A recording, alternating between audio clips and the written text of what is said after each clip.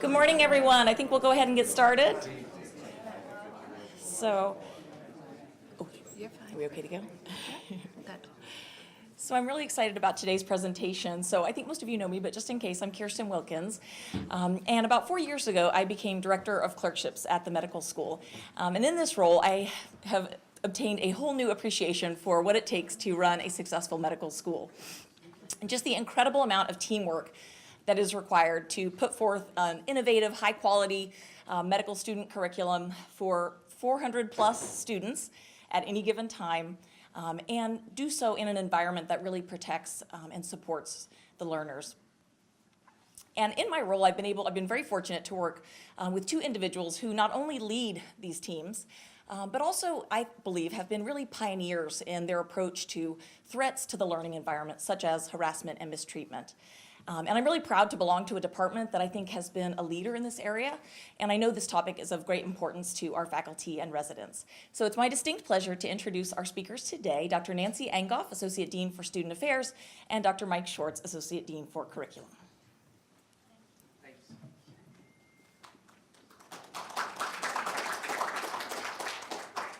So Nancy and I do a tag team here, so I'll present a little bit to you about what we do with our students around identifying issues that they have in the learning environment around mistreatment and harassment, and how we follow up on those issues.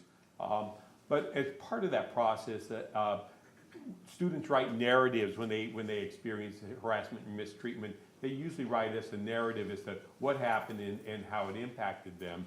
And Nancy will read some of the narratives that go along with the statistics and data that I'm going to tell you about. To start off with, just tell you a little bit about how we collect data. So we collect data at multiple points in all steps of their curriculum. From the first year they come into Yale to the time they leave. And we have surveys that we've put together where we ask them a question of, have you experienced harassment during this clerkship or this course or this activity, or have you experienced mistreatment? And we give them a little bit of a prompt of what we mean by these terms. So when we say mistreatment, we've used this rubric that came from the University of Chicago, and you can see mistreatment is something that's done with malicious intent or intimidation on purpose, racism, or other discrimination. And you see sexual harassment in here, and we actually have a separate question on harassment or sexual harassment for a couple of reasons. One of them being that it's a Title IX reporting responsibility for us in the university. And so when we prompt them for that question, this is the definition we give to them about what sexual harassment is. It consists of non-consensual sexual advances, requests for sexual favors, or other verbal or physical conduct of a sexual nature. We actually started this year adding a third question in there, is have you experienced conditions of bias or things such as that have impacted your learning? And we don't really have enough data on that yet to kind of give you some perspective on that. But historically, things that have been related to bias or that type of behavior has been kind of rolled into the reports that we get from students on mistreatment.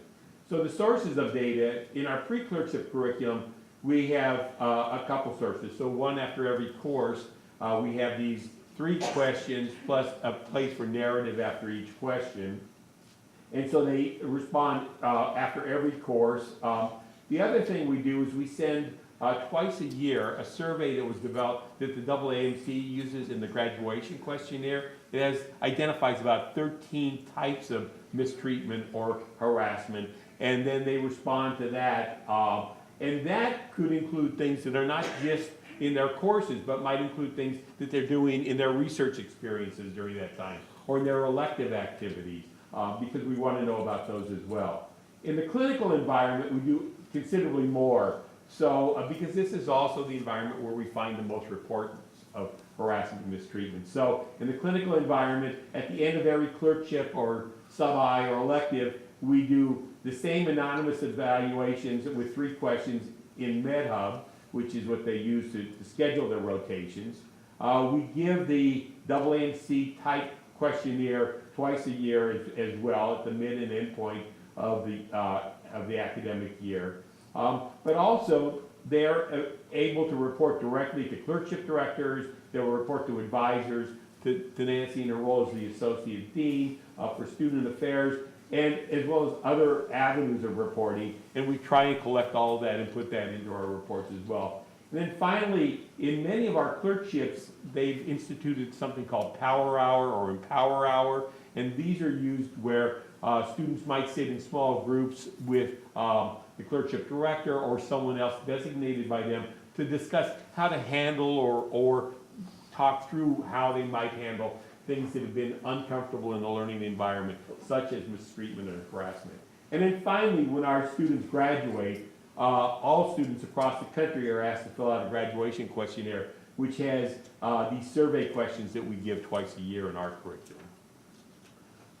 What do we do with this data? So the reports come in, and once these reports come in, we collate them every 6 months. And the reason we do it only every 6 months is that we want to maintain the anonymity. And if we were to do this after every single clerkship or after every single course, and we ask the department to investigate, it might be a way of identifying the student because someone may remember an interaction they had with the student and so forth. So we collate all of the reports that we get from students every 6 months.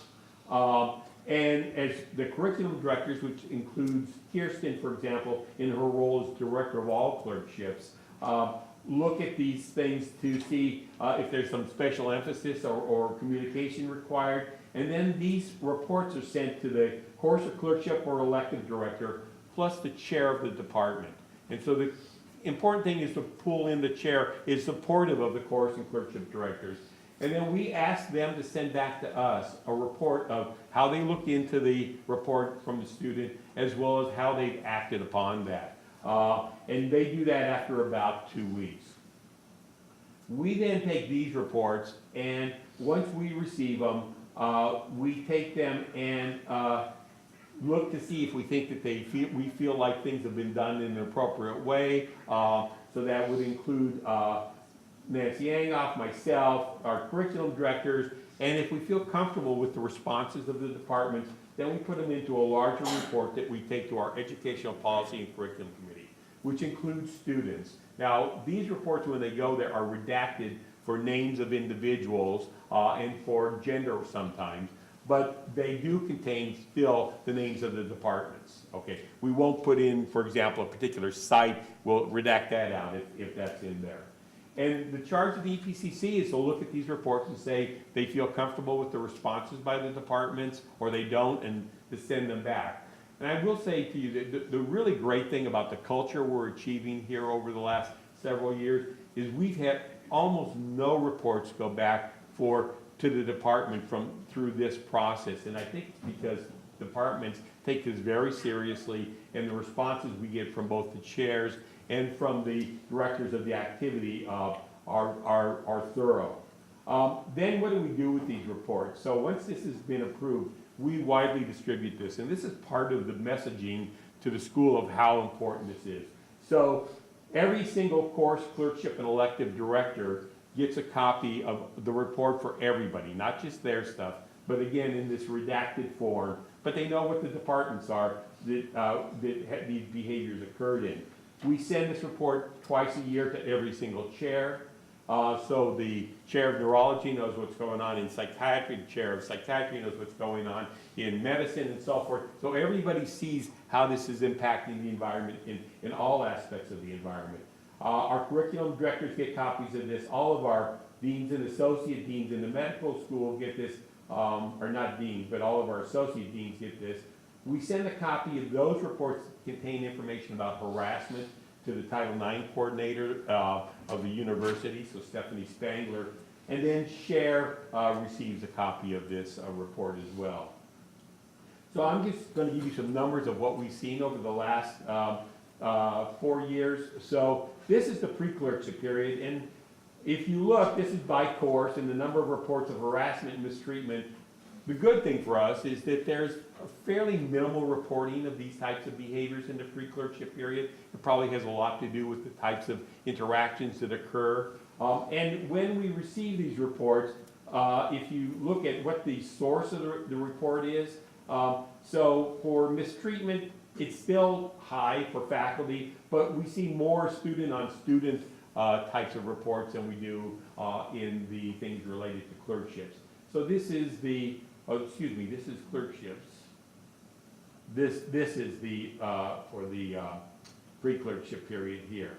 So if we then take and look at the clerkships, this is a little bit different picture. So we have this data for electives and sub-Is. We just thought to pull it out as the clerkships because it's the easiest way to present it.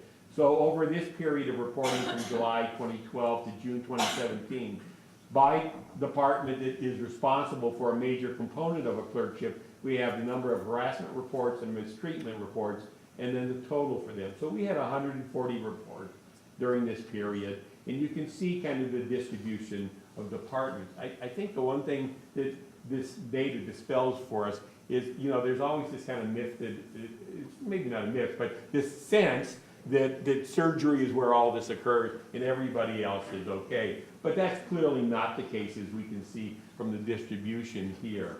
The other thing I would say to you is that this probably is a great underestimate of the types of harassment and mistreatment experienced in the environment, because when we look at our graduation questionnaire, so once the students are gone, they no longer have any kind of tie to here for grades or letters of recommendation and things like that. What we see is a larger expression of incidents that they report that they experienced while they during their 4-year period.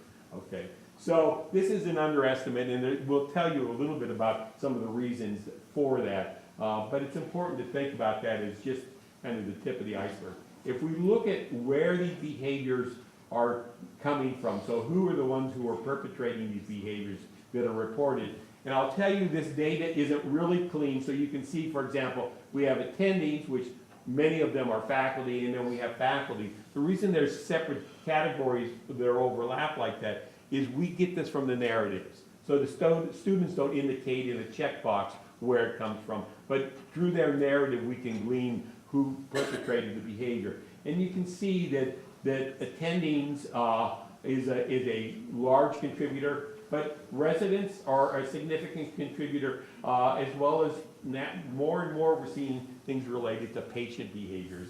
And Nancy will tell you a little bit more about that in the narratives, but this is kind of something that's a growing concern of our patients, and we're seeing more and more reports about that. One of the things, so this is to give you an idea of the types of things. So we asked 3 questions, one on harassment, one on mistreatment, one on bias. But the graduation questionnaire that the students fill out at the end of their time here, as well as the one that we've modeled after it, that we give to them twice a year, has about 13 to 16 questions that bring out very explicit behaviors. So they're prompts for students to be able to identify explicit behaviors they experience. And this is, for example, our graduation questionnaire from 2016. So we had about 64 students, so something close to 100 students who graduated filled it out. And what was disturbing to us when we look at this data is, so you can see the Yale responses, and then what the national all schools responses averages were. And we pulled out these particular ones of the 13 because you can see that we were significantly, not statistical significance maybe, but certainly in a cultural way, significantly worse than even the national average. And I think we would all say that the national average is not a good place to be when you're talking about harassment and mistreatment.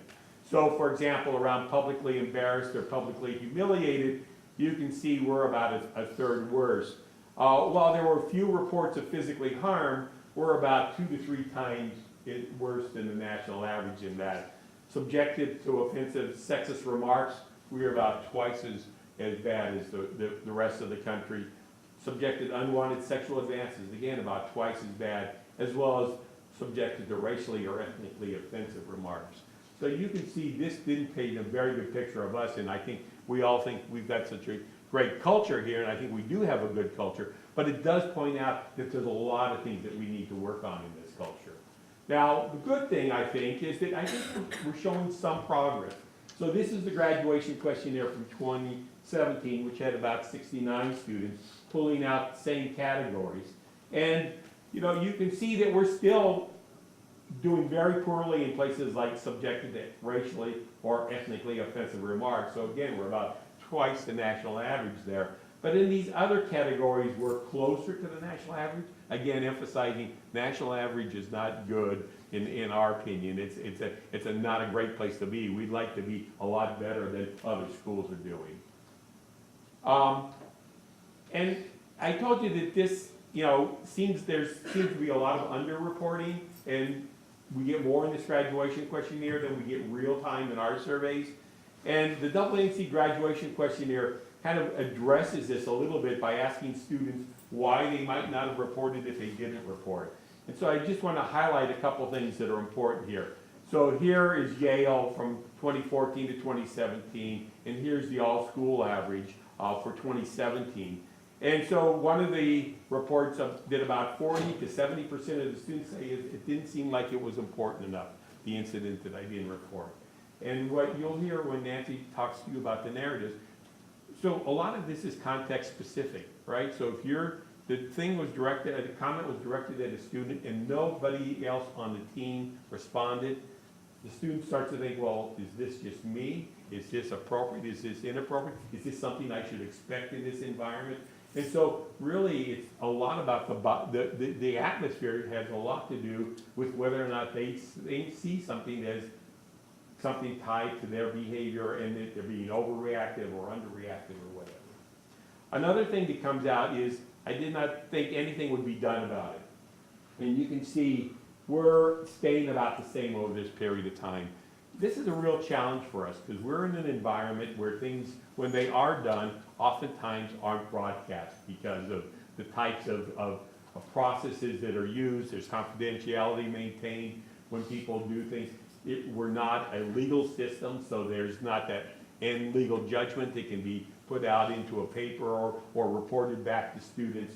So oftentimes things happen which they're unaware of, but it contributes to the fact that they feel nothing is being done. So a good example, when we gave this talk to the chairs a couple of years ago, it was a couple of chairs said, well, you know, I got rid of someone 2 years ago as a result of this. Of course, nobody could know why we got rid of them. And so there are things that happen, but how do we communicate this to make sure that students understand that we're doing something about their complaints?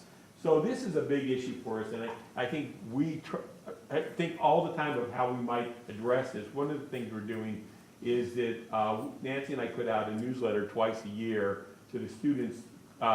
We used to call it the Student Harassment and Mistreatment newsletter, and we got a little bit of flack from the dean and general counsel's office. It sounded like we were telling people how to harass and mistreat students.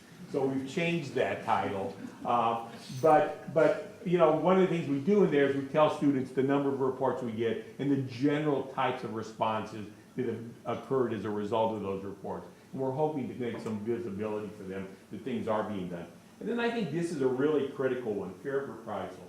So you can see that about a third or more of our students do not report because they fear reprisal. And I think this is something common in professional schools. So whether it's a graduate school, a medical school, a law school, whoever they work with in the learning environment oftentimes are influential on them for them going forward.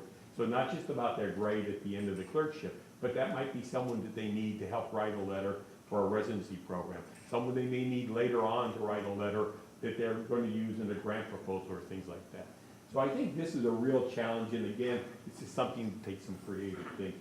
And then finally, before Nancy said, one of the things I think we're improving on steadily is our students are aware that we have policies in place to help them address these issues and to report these issues.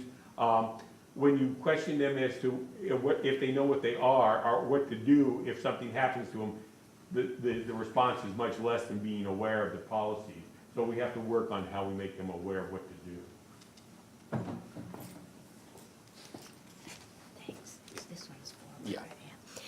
So, first of all, thank you for having us. We really appreciate it. You could see in the numbers that psychiatry is not the biggest offender, but it's still there.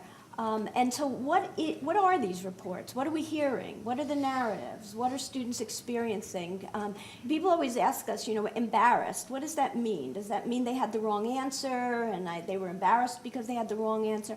So it goes a lot beyond that. And so we want to give you a little flavor of what are some of the reports. So this is one. My attending asked me how I had slept, and when I replied non-committally about this personal question on my second day meeting the attending, he followed up saying that his 13-year-old daughter couldn't go to sleep or sleep well if he didn't lay down with her and snuggle, and asked if I had the same problem and needed someone to snuggle with me. And I imagine as psychiatrists, you may be a little worried about the daughter in this scenario. But, you can imagine that a student hearing this is left with this question of, what is he saying to me? And that affects the learning that goes forward. I just want to point out that Dr. X, while an extremely competent and skilled physician, is also known for creating a stressful and hostile environment. I don't understand how this well-known fact, repeated by students over multiple rotations, is considered acceptable. And to me, that speaks something about the culture of the Yale department, that this is allowed to continue. No matter how good you are, you should not be allowed to throw temper tantrums and antagonize staff. So this story illustrates a couple of points that Mike made. One is that there is a sense among students that if something is known to them, then it must be known to us. If they're talking about it in the cafeteria, we must know, and we're not doing anything about it. And sometimes that perception is incorrect. We do not know unless they tell us, but sometimes they are right. And we have all seen people in our midst who get promoted and who stay because they're bringing in a lot of money, or they're very successful in some other aspect of what they do. And this does color the environment and that sense of, why should I report it? Nothing's going to be done anyway. We have a lot of work to do on this. This is preclinical. Not abuse per se, but in an anatomy lab, Dr. X asked everyone whether they knew how to use the mops in the lab, and when no one responded, said, come on, not even the ladies. So this is a little bit of microaggression, maybe, just sort of a sense that, of this gender difference that women find themselves having to endure. And so I think it's important because it starts first year. One incident during the clerkship that made me feel uncomfortable was when I was scrubbing in on a case. All of a sudden, my male resident turned to me and started scrubbing his face on the back of my gown. This is very common. This is common, and when we present this to some of the surgery groups, they say, well, it's kind of necessary. You've got sweat. You need, it's kind of part of what we do. And then we try to steer the conversation towards, well, you do have a mouth, you can talk, you could say something, you could ask permission if you need to, or you could find another way. And one incident was brought to our attention, this was quite a number of years ago, where it wasn't on the back of the woman's gown, it was on the front of her gown, right across her chest. And that did go to the chair, and that person is no longer here. But again, according to the kinds of things Mike told you, we can't say, by the way, this is why he's not here. For a clinical skills development session in cardiology, I and a group of approximately 10 other students met with Dr. X. After listening to the first patient's chest, I walked into a room alone with the instructor to tell him what I thought I had heard and to propose a differential diagnosis. Surprising myself, I got it right and had a brief moment of pride until he commented on my jewelry and shared a story about how a family member of his had been warned not to wear similar jewelry abroad as she would be viewed as a prostitute. I don't think the comment was meant to be hurtful. In fact, even now, I think it was just meant to be funny. But I froze internally, and the rest of the skills session went by in a blur. Instead of excited about cardiology, I left there feeling upset and not quite sure about whether I had a right to be and what to do about it. This story is important for a number of reasons. One is the comment was an offhand comment, and as the student points out, she questions one, am I oversensitive? Is this something that I should allow to bother me? But at the same time, all learning stopped. She didn't learn anything after that comment. Her head was spinning around, should I be offended? Should I not be offended? Is this something that I'm, how do I take this? How don't I take this? And then that question of, should I report it? Is it something that is this one of those things that I should say something about? So it illustrates a lot of the, I think in many ways, we're living in a time now that actually is so explosive in this area that we started talking about these things way before our present time, where you hear why people don't say things. We're hearing why people don't say things. For all the same reasons that our students say they don't say things. Nothing's going to get done. I'm going to be singled out. There'll be retribution. I won't get what I need. No one will believe me. All those things. 2 attending surgeons were male. The fellow, the other medical student, and I were female. Frustration had been accumulating during the case among the 2 attending surgeons about surgical equipment that had been malfunctioning, leading to delays. In a moment of tension, one of the attendings yelled, "Where is Sue? Tell her to get her sweet little ass in here." I didn't know who this woman was, but guessed she was in charge of OR equipment and/or surgical case booking. The 2 attendings began discussing the physical appearance and romantic relationship status of this female. Several OR nurses added comments. After several minutes of this, the same attending turned to the other female med student and I, pointed his finger and ordered, "Are you guys going to go report me for this conversation? I'd better not hear anything about either of you making some ridiculous complaint about getting offended." We smiled politely, laughed awkwardly, and shook our heads no. This case is important. This happens more than we'd like. We thought when we started this, we need to think carefully as an institution about how we treat one another, what can we do about these things. We thought that telling stories would decrease the number of incidents, thinking people would go, oh my gosh, these are being talked about, maybe we should not do it. But instead we got more of these stories. You're not going to tell on me, are you? And so it illustrates, obviously the person knows that it could be offensive and is doing it anyway. These are students that are hearing it as, if you tell on me, or, if you tell, this is what's going to happen, or else, or else you're not going to get a good grade, or else you're not going to get a letter of recommendation, or else you're not going to be welcomed into this specialty, or else we're not going to think of you as one of the team, you're not a team player, or else, or else, or else. And so it really does affect the learning environment as well as students' sense of what they can do about it or not do about it. We didn't include an example of a patient on student harassment or mistreatment. We have many of them, and I think we probably should going forward, but I'll share one with you that Kirsten shared with the students yesterday. We had a session yesterday for the students who are about to begin their rotations, because as you may know, they begin their clinical rotations now in January. And so we had a session on challenges in the clinical environment for them and included several cases which we asked them to engage with us around solutions and thinking about. And one of the cases was about a student, a female student, walking into a patient's room and the patient going, oh yeah, they gave me the cute one, they gave me the good looking one, how about a kiss for good luck, you know, that kind of thing.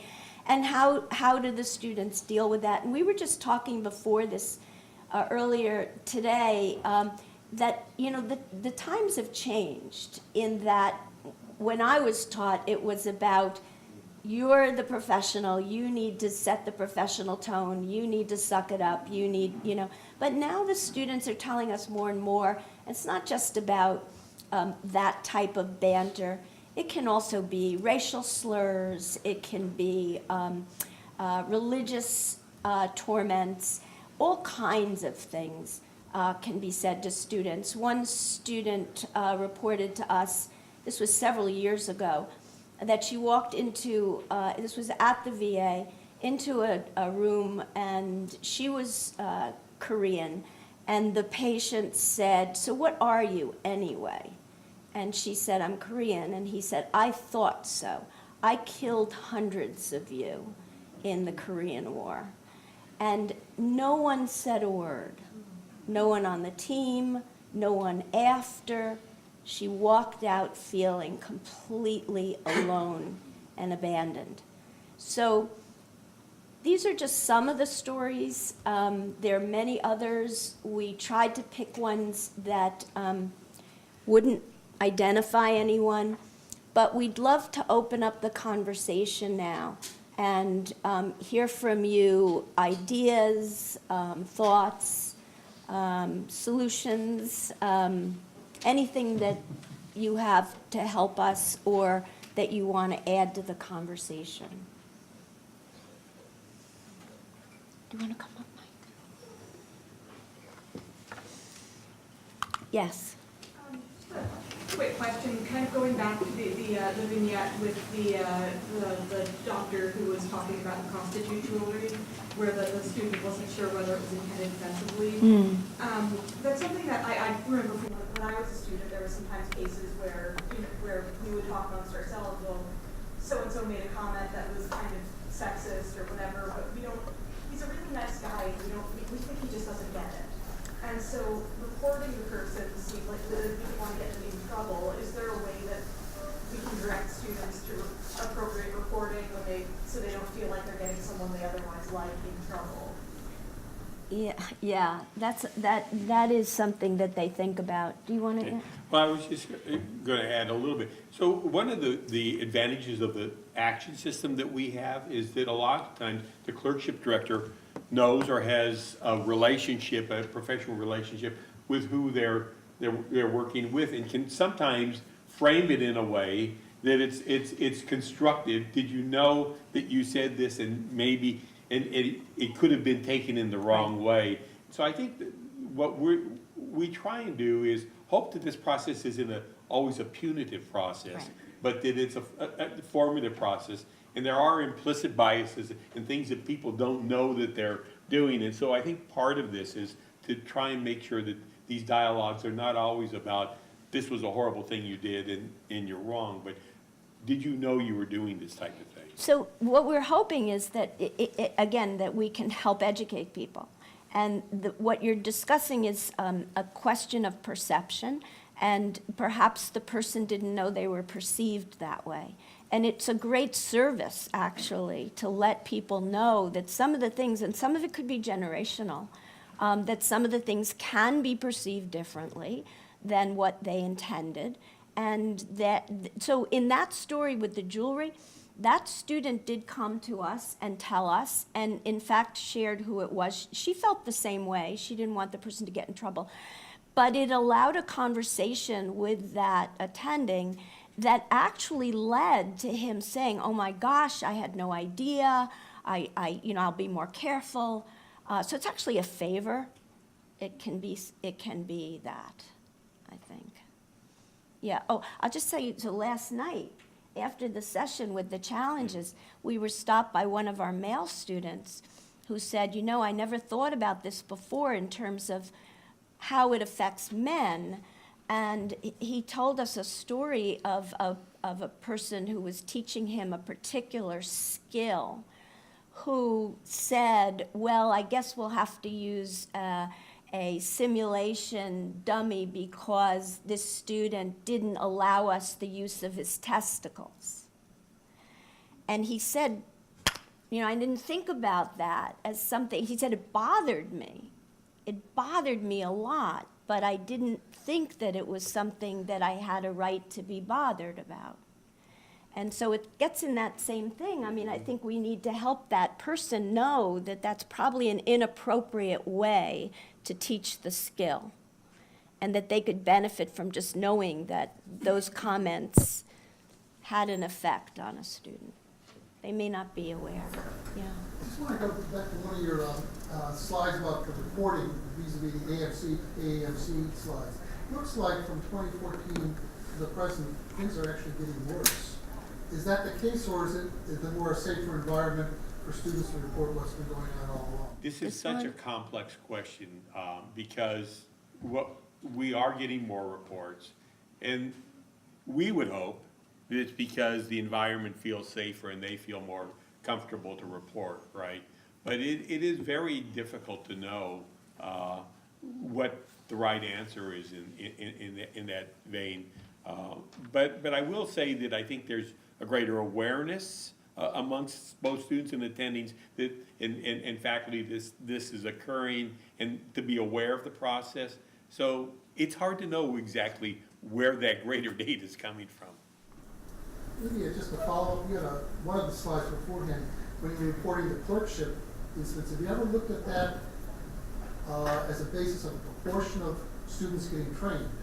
So I think it's slide 6. Mm-hmm. So those numbers are raw numbers, but if they're done by the proportion of students trained, you might have a department with a low report, but if there's fewer students trained, they actually may have more. In fact, they're all equal because they're all required clerkships, so all of our students go through all of them. Yeah, so it's 100 students, about 100 to 104 students a year that go through. But we do have electives where the numbers would be different, but that's not included here. Yeah. Howard? One of the things that comes up in our kind of work, not infrequently, is we have a lot of seriously mentally ill people Yeah. who make this their life. I mean, Yeah. they lose housing because every Asian woman that walks by them, they have some horrible comment to make. They come in, they take off, and every therapist will spend an hour demeaning in any possible way they can. And so the question often comes up, how much of that do you have to sit and listen to? Yeah. We can't just discharge people, when it's so much part of their condition. But we do try to set some limits so somebody doesn't have to just sit there for an hour and take all that. If that's, all the person can do at this time, we'll say, we'll give you a little shot, but that's all you can do. We'll have to stop Yeah. what's going on. It's a significant problem. And I mean, yeah, by virtue of what you do, you're going to be dealing with people who aren't making the best judgments about the things they're saying. And I think that one of the most important things is for, and I think this happens here, the department to be supportive of that, to acknowledge it. It's there, and it takes a toll on people. And, we have to recognize that we don't want to give the message that it's not important, or that it doesn't take a toll, or that it is, it's your job to suck it up kind of thing, and that really is the way it used to be. So I think it is much more of a topic of conversation now, and that's good, and support. So what I was going to say is that Kirsten Wilkins, Callie Cyrus, and I have actually put together a program and a workshop that introduces a framework for how to train faculty to manage these situations, particularly when patients are the perpetrators of this, whether it's offensive comments or a compliment that isn't actually a compliment or microaggressions. And so we're actually going to be making rounds to our various training sites. CMHC, I believe, is next Wednesday at noon, right? And we'll be in the VA in January and YPH in January as well to introduce this framework. And hopefully it'll be helpful in sharing one way to address these things and then getting feedback so to continue this conversation. Yeah, that's fabulous. Or both. Because I think that med students tend to spend a lot more time with residents than with faculty. So these particular ones are going to the staff meetings, but we've been talking to residency leadership about doing this as part of the academic series as well. That's great. Because John? in fact, the way we framed it is not just student maltreatment, mistreatment, it's also trainee mistreatment. So It students is. or residents, but that's a great point, and we'd like to offer the training more broadly Yeah, as well. that's fabulous. John? Yeah, I'm struck by a number of the examples that you read were comments made in a group context, and it seems to me that it may be very hard to, when you're the target of the comment, to be the responder, and I'm wondering if we're finding ways to enable others to step in, to realize that they have an opportunity to help manage the situation when they're not directly in the line of fire, that the victim of the comments can't necessarily act on it. And how do we empower everybody on the team to speak up in these kinds of activities? That is such an important point, because we've been struck by that as well. And that is that as a bystander, often it's, there is a way to diffuse the situation or to make a difference. And so some of our students have been working, especially around the harassment area, with Stephanie Spangler and others at the provost office to come up with some bystander training and some ways of coming back with comments that might be supportive, helpful, diffuse the situation. Mike and I tried to start a program with the hospital's support, because some of these things, like you say, in groups, do happen in the OR. And we thought it would be great to work with the nurses and techs in the OR and empower them to be able, because they're there all the time.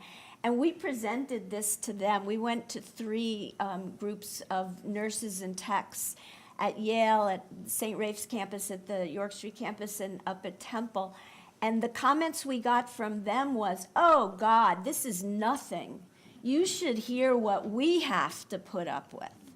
And so we thought, wow, let's work with them around empowering them to be bystanders. And kind of the other thing they said was, if this was my kid, I would have not wanted this to happen. You know, they were protective even as parents. So we thought, let's build on that. Let's take advantage of that. We applied for some funding to try to do that, but we didn't get it. Yeah. But I think it's important. Yeah, I wanted to comment on several issues. The first one is data collection. In order to address any problem that is so complex culturally, especially, and at different levels, you also have to collect not only narratives, but I don't think people are aware of what, the common response is, I didn't know that was offensive, right? But the person who experiences the offense does know that something is offensive. Women are very accustomed to, pointing out that something is offensive. At the VA, for example, they put up this pictures, I guess, of catcalling, trying to educate the patient population. So each, I wonder how you're collecting this, because simply saying publicly humiliated, that's one thing. But like we were addressing before, let's say that somebody doesn't remember your name and keeps calling you a different name. Yeah. Right, that happens a lot with minorities. Let's say that people refer to holidays, right? As a Hispanic, I often hear comments about Taco Tuesdays, for example. And this happens so much and it's so normalized, and people might think that this is a joke, but So that's data collection. That's the, how are you gonna collect data of specific things to teach our community that some things are not okay. And then the other issue was that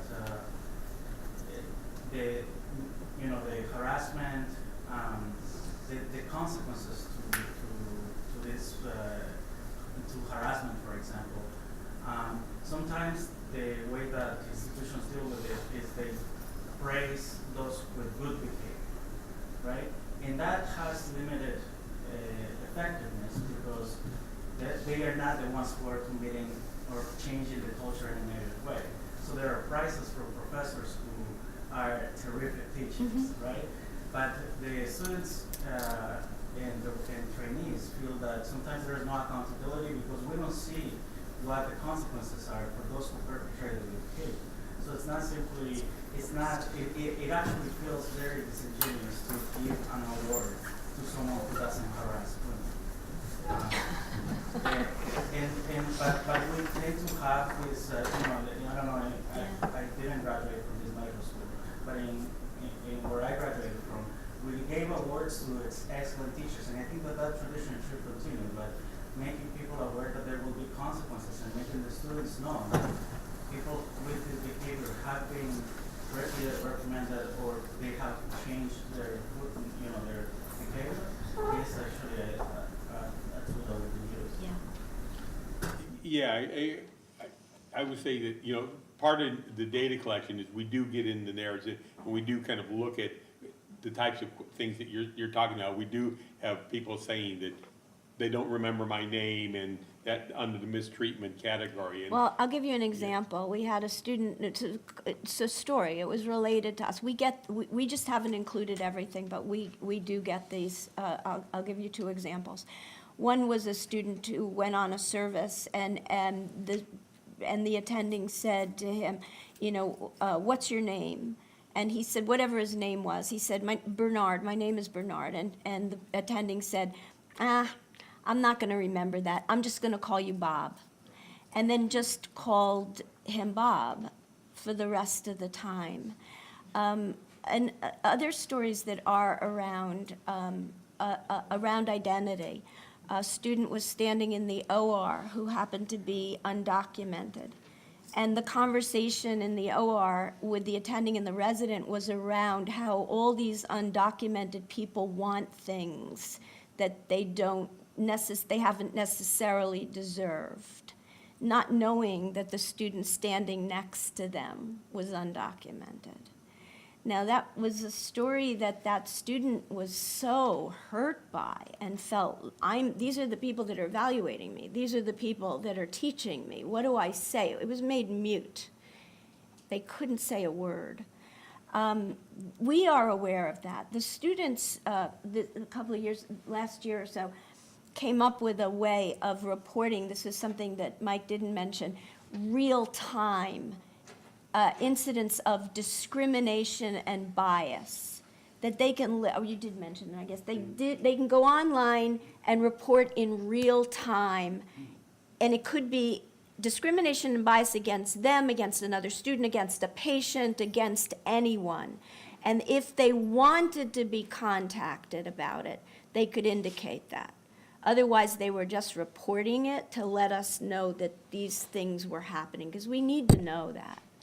I will say, though, that, the second part of your question brings up, a point I was mentioning earlier is how do we make people aware of what's happening? Because we're in an institution that has rules about confidentiality, and because we're not in a legal process, I think there's even greater constraints around that operate and keep those rules in place. So this is, I think, part of the conversation we are trying to start is how do we make people aware of what's happening so that they can see that they're complaining. So oftentimes, if someone comes to us and talks about something, we might connect back with them to say, we've done something, right? But that doesn't happen a lot because most of these complaints come in anonymously, so, we can't connect back with the individual. But I think this is probably one of the biggest challenges here, because it's also means that people who are doing these behaviors don't see the deterrent in it, right? That something has happened to someone as a result of this, so Yeah. it's complex. We had a particularly egregious report made to us last year, and it was anonymous. It was about an attending. We did not know who experienced it, and it was really something that we had to act on. And so we just sent an email to all the people who had done that clerkship. You know, there's whatever the number was, 25 people at that point, and just said, if you were this person that experienced this awful thing, would you come and talk to us? And they did, and we were able to really act on it and really make a big impact. But we can't say what we did. We did go back to that student and say, we did something, but we can't, because the other person, the person has rights too. So it's hard. Jean? Thanks so much for the presentation, and, it's obviously so timely with all that's happening in the world, and I just wonder if we as a department can think about this internally, as I said, our numbers might be better, but they're still there, and how we might think about mistreatment, sexual harassment, and a couple points really stuck from the presentation. One is their use of data, and just on an ongoing basis, people get used to reporting these things every clerkship, every year, whatever it is, and whether we might think about something like that. And then the other part is how it affects everyone, that including sexual harassment. We think of it as taking place in certain ways, but the more we've been discussing it lately, the more I understand that if someone's harassing women, they're also likely saying things that are very sexually explicit to men, that's making them very uncomfortable as well. And that's not necessarily something that gets asked about or reported in the same way. And that, just to emphasize what you're saying, that we're all affected by it, whether it's bullying, whether it's sexually explicit, something that we're part of the solution, but we're also affected in many ways. And I think it's just worth thinking about ourselves better. I appreciate that deeply, because first of all, I think that's what we're hoping happens here. And many of us in this room today can look back on situations in which we've been where the learning environment was colored by the behaviors of people that we may not have even questioned at the time, but it does affect us. It affects all of us. And that's why we think of it as an issue of power, misuse of power, and Kirsten has thought of it more as empowering people to speak up and talk about it in real time on the clerkships. So that's been happening as well. Making a safe environment for people to bring it to our attention and to discuss it and to try to influence everyone. To recognize that we don't want any kind of a perception that this is a place where these sorts of things are tolerated. I would also say that, one of the advantages of these conversations is that things are happening. So, Kirsten and Matt and Kelly are maybe modest in that, other clerkships are thinking they'd like to have them in to talk about these types of encounters and so forth. So when something happens in a department, oftentimes it gets spread. We presented to another department a few months ago that were so shocked by their numbers, and actually as a group didn't even think they were that bad, that they went off and they met in their education group and talked about what were some programs they could put in place to address these types of things in terms of debriefing after surgeries or things like that. So I think the advantage of these conversations is they are coming up with some solutions that can be spread. But it is complex. And of course, the problem is when you have these types of power situations, what you don't want to have happen is for the next generation to go away thinking that that's what it means to be successful in medicine. Yeah. And that's how it gets perpetrated. Bob? One of the things I thought was, thank you for the presentation, one of the things that I was very disturbed by was it looked like we were 2.5 times worse than the national average on harassment based on ethnicity and race. and that has not changed over the last 4 years or whatever the time frame was. And I guess I'm just wondering what sorts of initiatives the school is thinking about, and whether in some ways we don't have an institutional response to these issues, so we have an institutional response to issues comments that are biased against women or sexual harassment, but we don't have an institutional response either at the school or in our own institutions to address them. So sometimes maybe a patient will be reassigned if they continue to make these responses, but we don't really have a response within our institutions that look at these comments as really hurtful. Just as a physical assault can be hurtful, these kind of verbal comments are also hurtful comments. And so how do we think about that from an institutional perspective? So there is a nascent institutional response. I mean, you know that the medical school now has a deputy dean for diversity and inclusion, and at the Yale University level, each school, each graduate and professional school has been asked to name deans designates to deal with issues of discrimination. And so Darren Lattimore, the new deputy dean he's not new as of January, he'll be here a year, but deputy dean for inclusion and diversity and inclusion. Mike and I, and the three of us have all been named as people that students, this is the student level, and it's on the website of the university, should be able to discuss. And the university is interested in collecting stories, the way Title IX collects, to think about as an institution, what's going on here. So it's nascent, but I don't know of any more than that.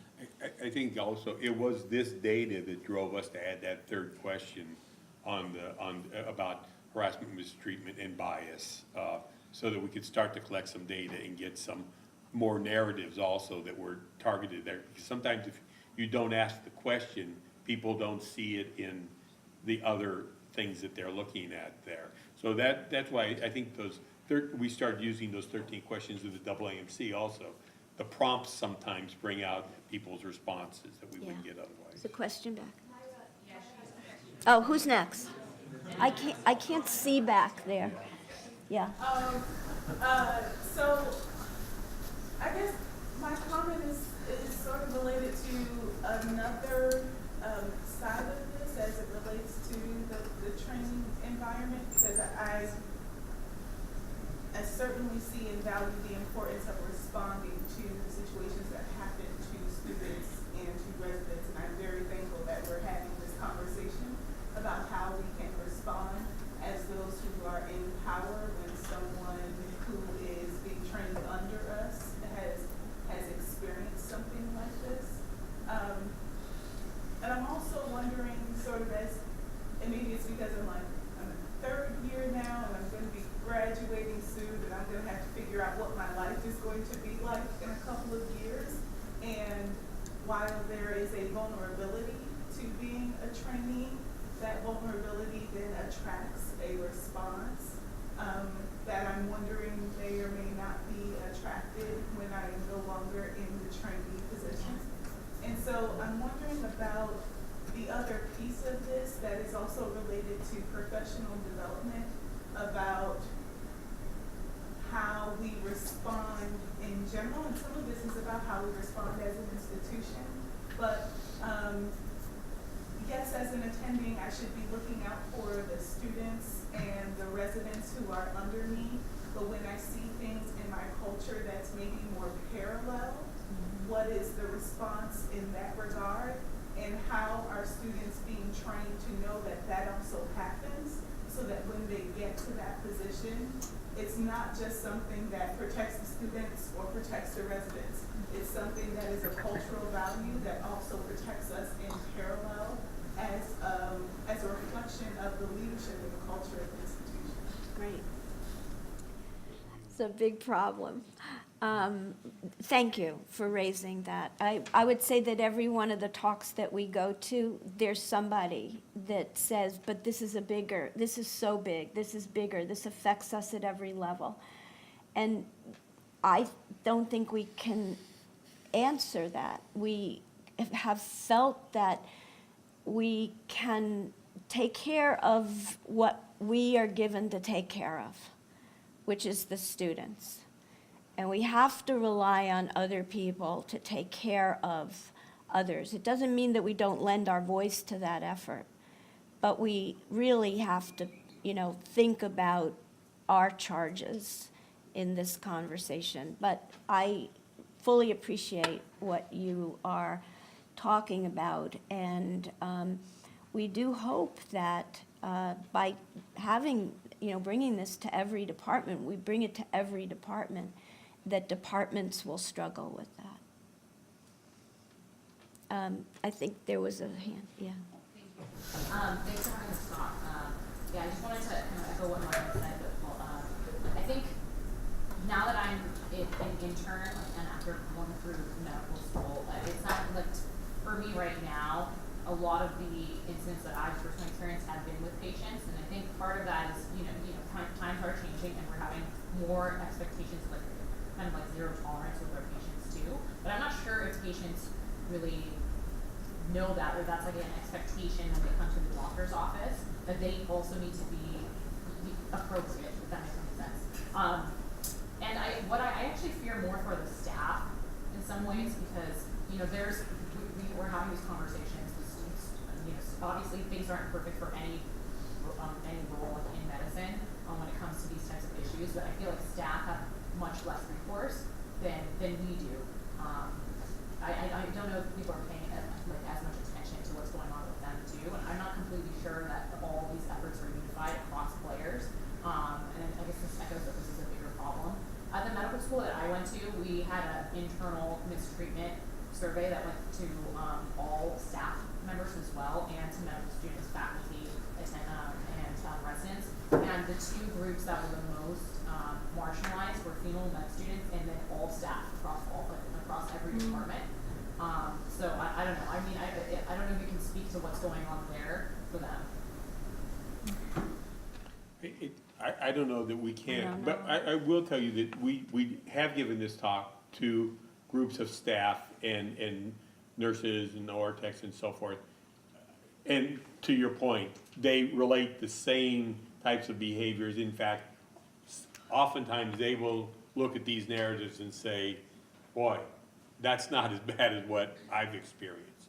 So I agree with you, it is a massive problem. But again, this is something I think as an institution, we have to figure out how we value this, how we do this. And our hope is that, we're responsible for the medical students, but that this narrative carries a larger voice in terms of, making people aware that this occurs. Because, one of the points Nancy made is every time we give this talk, there's a junior faculty member that says, well, what about me? I see myself in there. And, there's even a mid-level faculty member that says that. And so, it is clear that this is something that impacts people at all levels and differently too. So what is a harassment or mistreatment of a junior faculty member may seem very different than what it is for the medical student or the staff member. Yeah, a lot of the issues are the same. Fear of retaliation is across the board. Yeah, there were two, yeah. Go ahead, you think we're first. So, Tim, hi. So thank you. Thank you for the presentation. Your examples in terms of your narratives were sort of direct comments that were made to the student. And I'm just wondering also just about indirect things that are said, especially in the LGBT sort of realm of things. Students here, in the past have had little support, I think, in this area. And so I'm just kind of wondering, even if things are said by other faculty or other students, and then the students don't ever report that. Yeah. Whereas, in our society now, very hurtful things are coming out that have affected me personally as well. So I'm just curious about, moving forward, where we can go with some of these indirect comments that students may not feel are important or shouldn't be even brought up. Well, the intent of this real-time system that we have in place was to capture some of that. So a student who experiences it in the moment can go home and literally just type out an example of whatever they heard or saw. They don't have to say their name, they don't have to tell anybody, but what we want and what the prompts are for that real-time reporting system is any type of discrimination or bias based on, and we go through, race, sexual orientation, gender, anything that you have seen happen. Because the students do tell us that sometimes when they get the 6-month report or the end of clerkship report, it's gone out of their mind. But that moment when they were either hurt by it or impressed negatively by it or really worried by it, that they need to be able to tell us right away. And so we do have that in place now. I can't say that it's been used as much as the students who developed it would like to see it used, but I think part of getting people to say if they're experiencing things like that is saying we care about that. And that's all, at this point, what we're trying to do. Yeah. Thank you for this discussion and for all these comments. I just wanted to, as I'm listening, I just wanted to bring up my reaction, which is I'm just curious about the language that's being used, and a lot of it is reporting and reprimanding, and I guess to Myra's point, I think there's a lot of things that go on between, across the, the same level. And just, I would hope that nobody sort of goes into work or, to their education saying like, oh yeah, I'm gonna, sexually harass somebody today. And I worry that there's a lot of hesitancy and hypervigilance in this sort of reporting, reprimanding, punitive kind of structure. And I wonder if, frankly, that makes me very afraid to, it just makes me afraid. And, I certainly don't go into work with that in mind. And at the same time, I want to be, the most welcoming and helpful educator and resident that I can. So I'm wondering if the language can change or if the culture can change around that so that both, that you can increase the sensitivity so that we can all have a conversation about how to improve things without this sort of reporting paranoid kind of thing, while acknowledging that there's still a lot of pain and hurt that goes on. Yeah, it's hard. Thank you. I just wanted to echo what was just said in a slightly different way, which is something that I also noticed when the chairs discussed it, which is that sometimes people use the formal process of reporting and then on the part of the chairs the punishing as a way of avoiding dealing with talking about the problem. And so it was my sense that people are much more comfortable with firing bad apples than they are with talking with the group about the pain and process that's related to all the kinds of harassment and mistreatment that we're talking about today. And that really what we want to be, we try to do in our department, and I know you all try to promote the medical school, is to promote the dialogue within the department to establish a culture which by itself makes it hard for people to dehumanize other people and treat them as objects instead of real people. And if we can create that kind of culture in the department with these kind of proactive discussions, maybe we'll have a lot fewer bad apples that we have to munch. So I completely agree. And, one of the things that we want to do is tell stories of people who have used their power well. And we've been doing that. We've been trying to promote that. The problem is what we come up against is the story where somebody says, don't tell on. So they recognize that we want to tell the good stories. we want to change the culture. We want people to feel that they're safe. We want people to feel that, you know, this really nobility of the practice of medicine, you know, that we're all in this for the right reasons. And we care about, you have to create a caring environment to teach people to care, all of that. But then you get people who say, you know, don't go tell on me. And so there also is having to say to those people, you can't do that, you know, so it's both. We have to make people feel supported at the same time, help people who don't do it well. Probably close for the day, but thank you very much.